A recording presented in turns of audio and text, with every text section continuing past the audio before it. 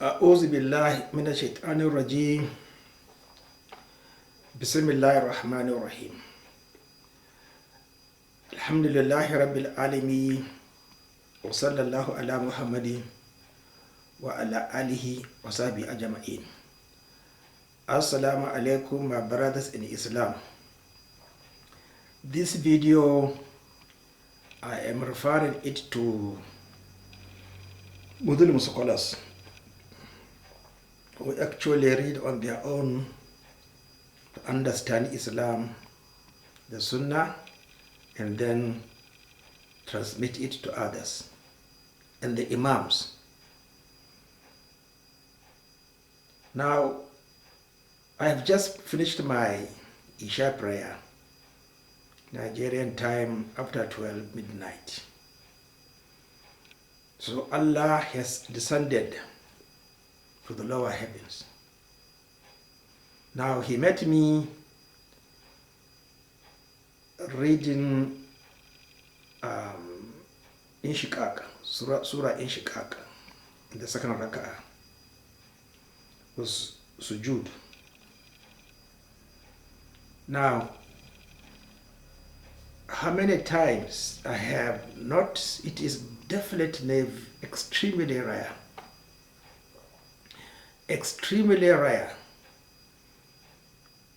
except some Imams in Kaaba and Medina. Sometimes they recite Surah Al-Sajdah at Fajr or Subh prayer.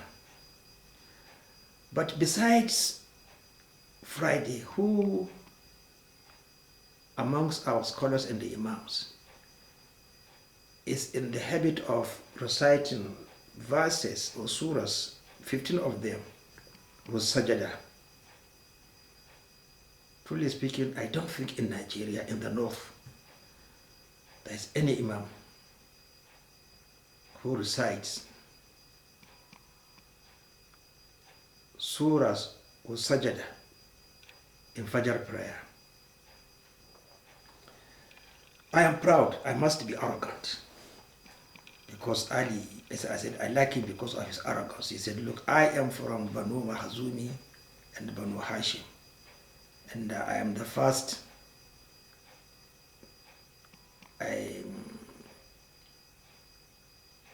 one among the youths to believe in Muhammad Rasulullah sallallahu alayhi wa sallam. You see, being proud of your actions is a legacy in Islam, because the Sahabas are proud of being strict, observing the Sunnah of Rasulullah sallallahu alayhi wa sallam. So in ayah, every week I recite Sajda on Friday. That is 52 times in ayah.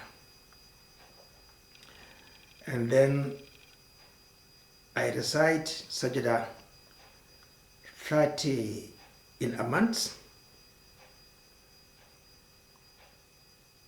15 times 2, 30. Okay, because there are 15, then I repeat again from Ra'ad to Iqra. That is 30. 4 times, that is 120, plus 50, 72 times. That is 172 times. Before I read that Umar ibn Khattab says, you must recite Surah Hajj completely because of the 2 sujoods. I used to recite Surah Al-Hajj in Zuhr prayer. Make the sujood. I think is it at 22, verse 22 or something. So verse 15 or 18. But when I read that, that is not the Sunnah, I stopped it. You see, you must obey. But we are arrogant. When I read that, Umar ibn Khattab disagrees that you must recite complete Surah Al-Hajj. If you don't do that, that means you haven't read it. That means you haven't performed your prayer. So I stopped reciting it in Surah Al-Hajj. So that is 120 plus 52, 172 times. Then occasionally at Isha. That one are not constant. So at least let us put it that I make sujood 100, almost 200 times in a year during the obligatory prayers. I don't think in the whole of the mosques in the Muslim world there is an imam, truly speaking, who makes even 10 times in a year, reciting verses with sujood, especially al-iraf. Nobody can do that, 201 verses. With it 210 plus 10 in Anfal, because we have to continue. You have to, after the last, the sajda in Arafi is verse, I think it's 210 or 201. Then Anfal follows. You must read Surah Al-Anfal to an appropriate manazil. I think it's around 10 surahs. So look at this. And then imagine me, well, Surah Al-Baqarah, 286. And then in the fiqh of Uthman ibn Affan, he said, prolonging your rak'ah and naturally prolonging your sujood, that is the best thing for you to do. There's nothing more rewarding than this. Look at me. Look at me. I think in Arafi is 140 verse times by 70. Yes, 140 by 70, because the first rak'ah is twice the length of the second rak'ah. By 70 plus 10, 80. So look at this.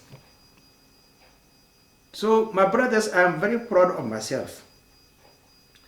But any imam who now copies, begins to do what I inform or what I mentioned today, is a mushrik.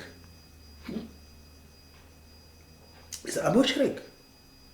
Because he is obeying me, he is following me, not Muhammad Rasulullah sallallahu alayhi wa sallam. If I were the head of state, yes, he has to do it. But I'm nobody else. You see, you cannot make your choice in Islam. You don't have a Khalifa. Then you say you listen to somebody else who will teach you Islam. That is ridiculous. It doesn't arise at all. It's ridiculous. It's not your own choice. You don't have ikhtiyar. You don't have choice. You have to have an imam as a khalifa before, as a group, as an ummah. You will be rewarded by Allah. If you don't have a khalifa, stand as an individual, then you will be rewarded by Allah subhanahu wa ta'ala.